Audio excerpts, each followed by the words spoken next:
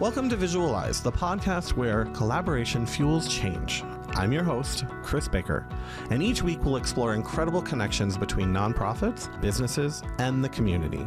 This is a space where we highlight inspiring partnerships, uncover strategies for creating meaningful impact, and share stories that show how working together can make all the difference. Whether you're a nonprofit leader, a business owner, or someone just passionate about building connections, this podcast is for you.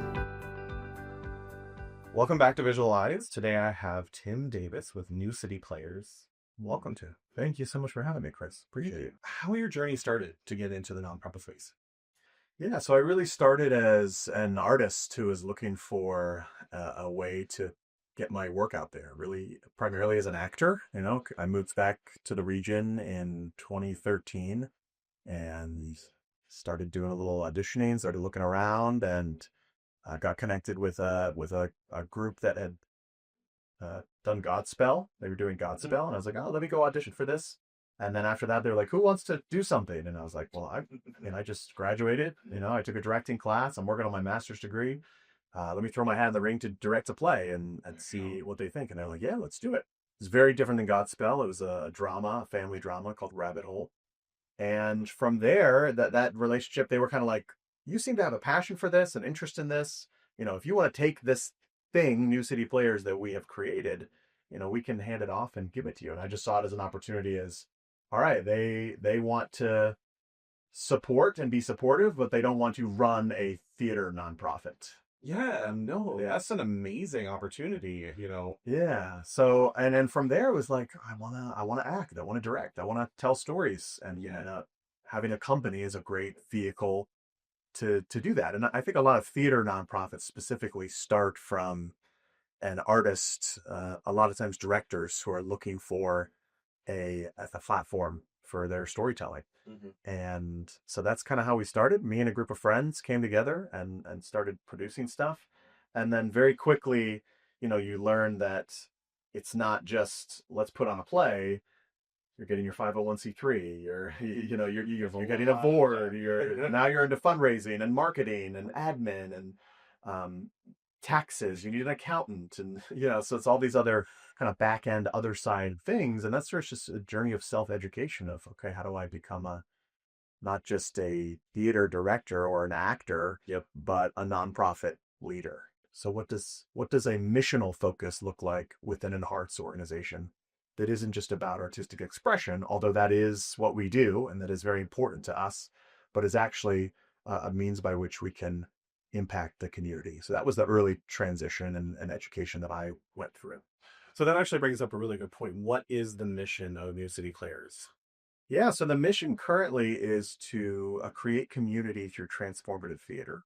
It's a pretty broad mission that we've had for several years. We're actually in the process of redefining it. We're coming up on our 10th anniversary season. And part of that is taking that broad mission of this idea of creating community, using the art of theater to do that, and getting a little more specific about what we mean by that.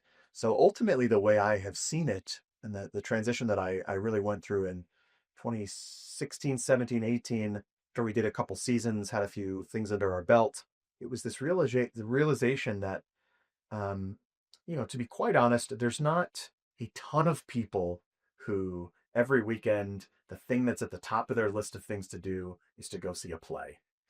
I may be one of those people, right? And several of our supporters and patrons and donors are those people, which is wonderful. But it's still kind of a niche experience, niche art form.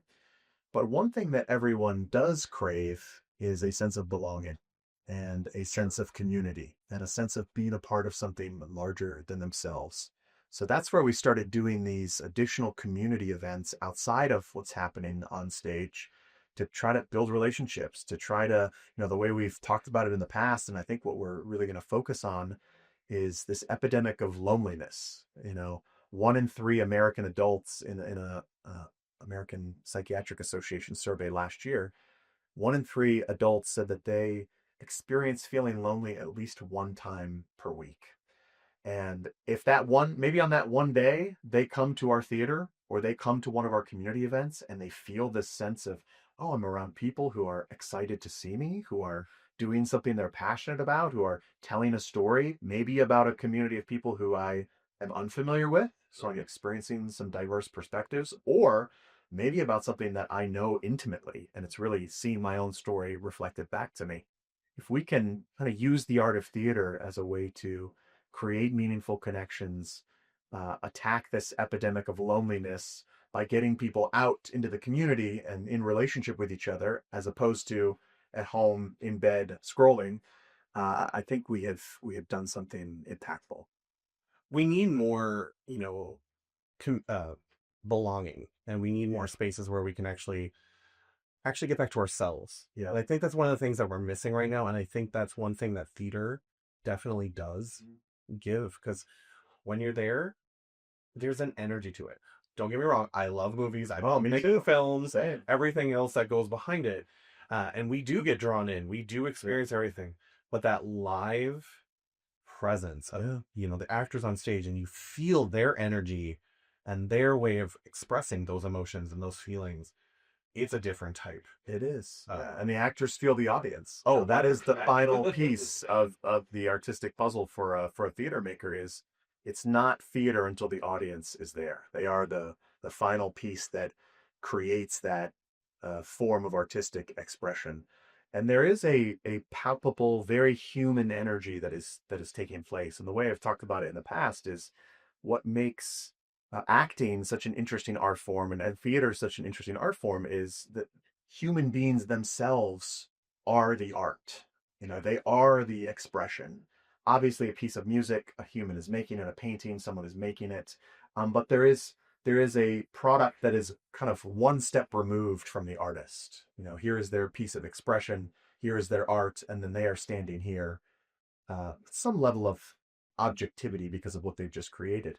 When you are telling a story on stage, you are telling the story through your body, through your voice, through the gestures you make, through the the pitch of your voice, through the way you move your feet, the way you sit, the way you stand. And that is, there's something very vulnerable about that, and something very unique about that, and something very primal about it. It was, we're etching things into cave walls, but we're also sitting around fires, our ancestors, telling stories, making noises. Here's what happened on the hunt today, and everyone is leaned in and looking forward. It's the same concept that has been going on for thousands and thousands of years in the human race. I completely agree. Yeah, no, one of the things that I really loved about being on stage, um, when I was in college, is that's probably the last time Yeah. I've really done this actual theater performance. It was feeling the audience, like Yeah. when they actually like experience what you're trying to deliver, and you could feel it back. It's Yeah. just intense. Yeah. It's a beautiful feeling, and it makes you want to do more. Yeah.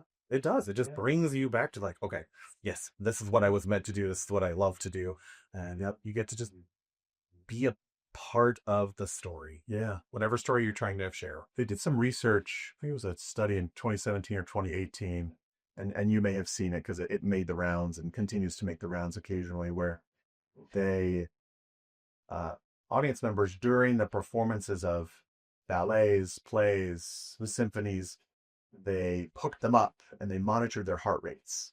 And what they found is, during these live performances, that people's heartbeats began to synchronize. So their pulse raised and fell at the same tempo. Like a certain moment in a play, when things were getting tense, everyone's pace would quicken on a similar trajectory. And then when there was this like catharsis, people's heartbeats would sync at the same time. And so you're seeing this live experience at a subatomic kind of biological level. It is something that brings us together. Whether we state it or talk about it or not, that is happening when we enter a room and we witness the human condition in visceral display in front of us. You kind of nailed it on there, actually, because like every time you walk into a meeting room or wherever you're at, there's somebody that actually has that energy. You Yeah. feel it. And oftentimes all of us are kind of, all right, this person is, they are the planet that we're going to circle. Yeah, and it can shift from one Yeah. person to another in a good meeting.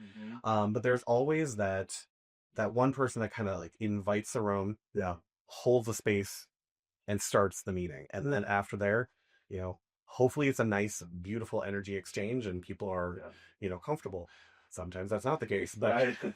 Then we have tension. Yeah, then you have tension. Unspoken tension. Everyone can feel it, but no one has said anything. And you're right. There. Everybody is feeling the exact same thing at that moment. Yeah. So yeah, that's very true when you actually have live performances that way, because you have a larger audience. So one of the things that we love to talk on this show is about collaboration. So we really would love to hear any stories or advice that you have. What other avenues have you taken or experienced that you could share to kind of give people ideas and hope of other ways to collaborate? Yeah, that's a great point. I think one thing that the theater community in South Florida, so Miami-Dade, Broward, Palm Beach County, one of the things that we actually do pretty well is collaborate within that community. And so the example that I would give is when we started New City Players, one of the first things I did was go meet with several other artistic directors in town and just ask them for advice. I was 25, 26 years old. And I was new to this, and I went and I gleaned information and I built relationships with people who were 10, 20, even 30 years older than me into their careers. And I was just starting out, and everyone was extremely generous. And they opened up their prop shop, they opened up their costume shop, they opened up their knowledge about the industry, about casting, about working with donors and building a fundraising plan. And you're both helping each other collaborate. You are literally quadrupling 10 times your effort, engagement, community involvement, everything that you need. You're getting it there when you collaborate. Yeah. But I think nonprofit people in general probably experience this, is that scarcity mindset. So there's this fear of, well, if I collaborate with this other group, are they, and let's just like brass tacks it, are they going to steal my donors? Are they going to steal my patrons? Are they going to be more appealing to my supporters than what I'm doing is? And so you get into this fear scarcity mindset that I think is a trap. It's a trap that is counter to collaboration, and it's a trap that really makes it about kind of selfish intent as opposed to the impact that you could actually have. And I'm not saying I don't have those fears, I think we all, it's just human, right? It's like, it's that survival thing kicking in. I mean, like, well, like, I've got my little tribe thing going on here, and let me protect that and keep my arms around that. But I found that when we have reached out, oftentimes not every group is serving the exact same audience. There is certainly crossover, but there's also, which creates opportunity for cross promotion. We want someone who really resonates with our mission and what we do. And if that person wants to give to 50 other organizations, amazing. Exactly. They're probably a person of means who has a passion and wants to do that. So, keeping that abundance mindset that like there is so much for all of us, and not everyone is going to identify with our particular mission. And that's totally okay. It's better to find people who are more aligned than to just get more people who are maybe like half in, but we got them to begrudgingly support us in some way. No, you definitely don't want to do that. And when I think about, specifically other conversations that I've had where collaboration has made a huge impact, some of the bigger nonprofits, they're on a mission and they have the one plan. Mm-hmm. They might connect with you because your missions are different. Right. And you can serve their, audience, their, patrons, everybody in a different way. Yeah. And so now you've actually can gain all this other traction and all of this other publicity by just being the best you. Right. And you actually get to partner with somebody that's a little bit bigger.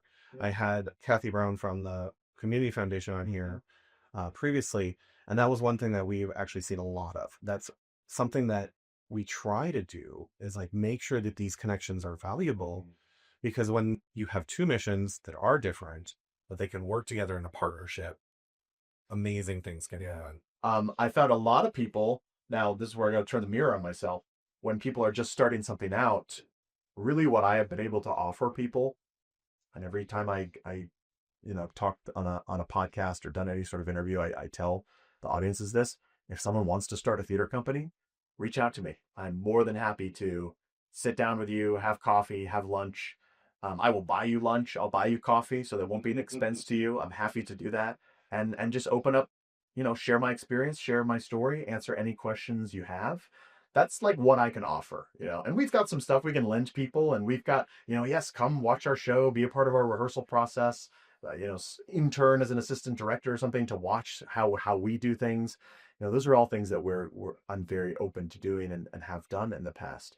I think probably the most successful collaboration we've had was with a peer organization. We did a performance project just coming out of the pandemic with Art Prevails Project, Darius Daughtry, Yeah. who has become a friend and someone who I very much look up to as an artist and just as a voice in the community.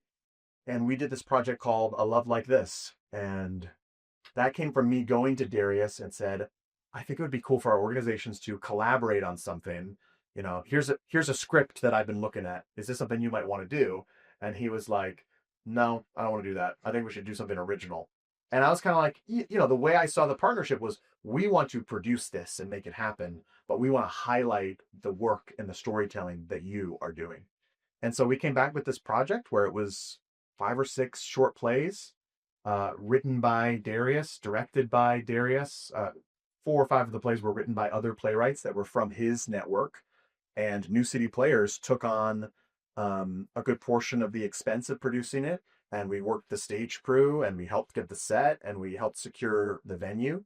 And so we kind of like tackled that project from two sides. And it was an outdoor thing because again, it was just coming out of the pandemic. It ended up being a really successful and beautiful project that probably wouldn't have happened if it weren't for the pandemic, to be quite honest. But from there, I know Darius went on to have a relationship with the Broward Center where he has continued to produce things there. What's the future for New City Players? Where is New City Players going? Yeah, that's the ultimate question for every business, organization, nonprofit. I think we are in kind of technical terms moving from startup mode to sustainability mode. I would say that's kind of the transition that we're looking at over the next couple of years. That full-time staff member, we just hired them in October of 2024. So they're very new. Up until that point, it was really me on a part-time basis with the help of board members and obviously when we do a play, we hire a bunch of artistic folks to execute that play. But in terms of running the organization, it was myself in a part-time capacity with the help of board members in, whatever time that they were able to give as well. And so we've really made this transition where we've seen a growth in funding over the last couple of years, both the private support and foundation support. Awesome. And from that, we have invested in people because that's the thing you need to run an organization and to manifest change. And so that's looked like hiring a full-time staff member who is really focused on the operations and development and financial side of things. His name's Edgar Julo. He comes with 20 years of experience in nonprofit arts space and in technology, software technology for large arts organizations. So just an incredible wealth of knowledge and experience, and someone who immediately has transformed the organization and made maybe like, oh yeah, I'm an artist. I'm not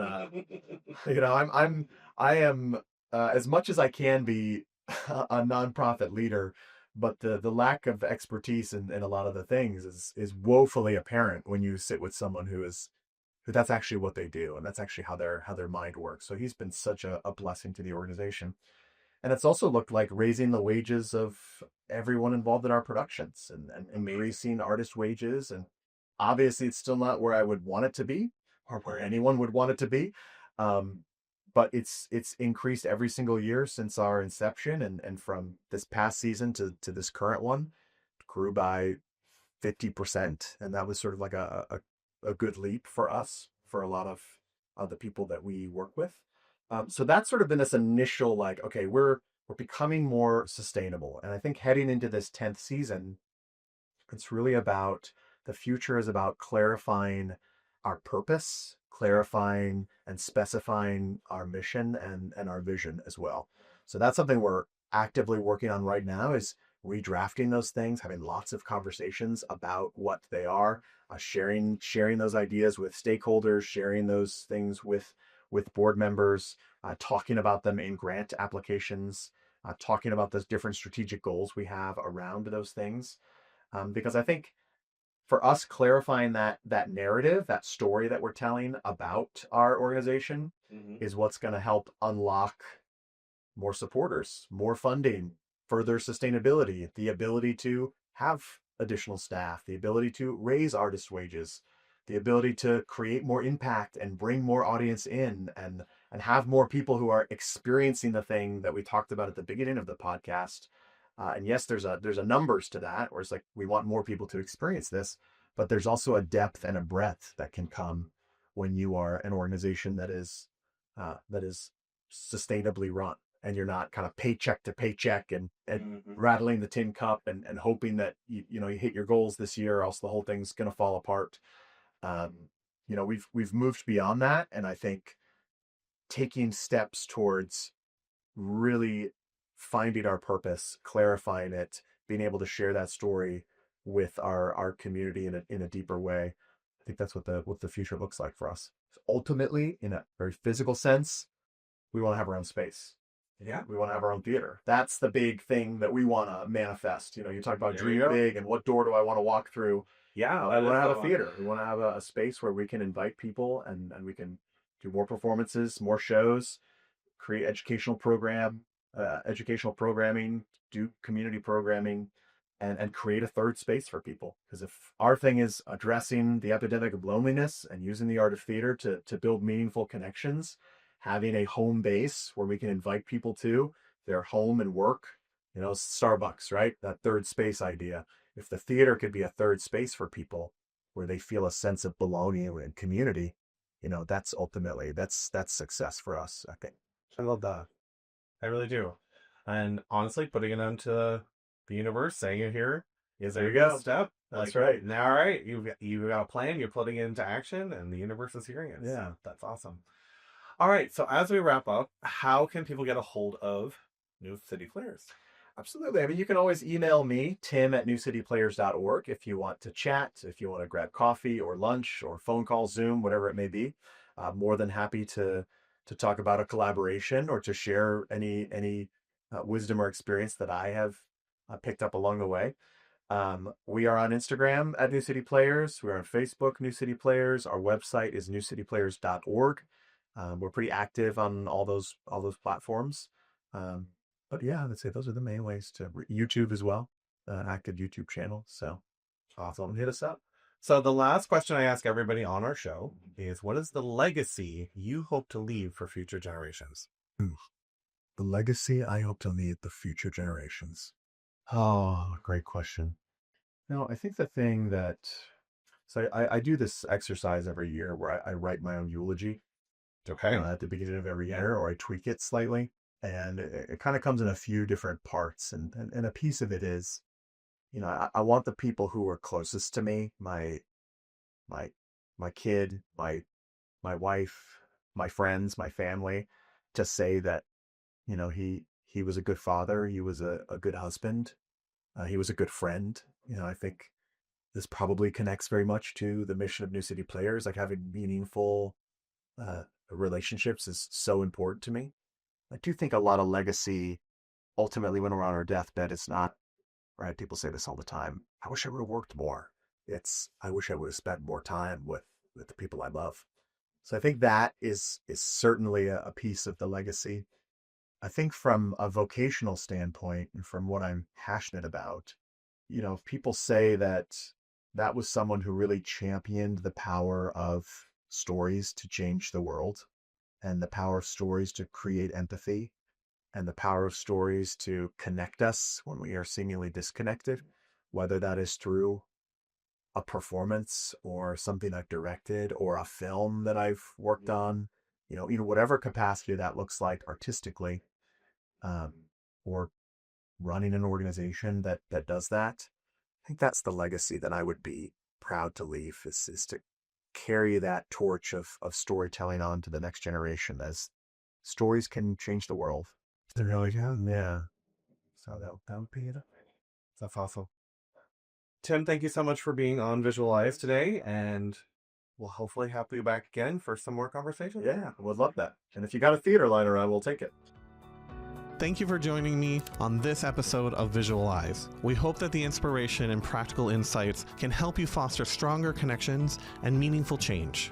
Don't forget to subscribe, share the episode, and leave us a review. To learn more about Visuals by Momo and how we support collaboration and storytelling, visit visualsbymomo.com. A huge thank you to everyone out there listening. Until next time, remember, collaboration fuels change, and your connections can inspire the world.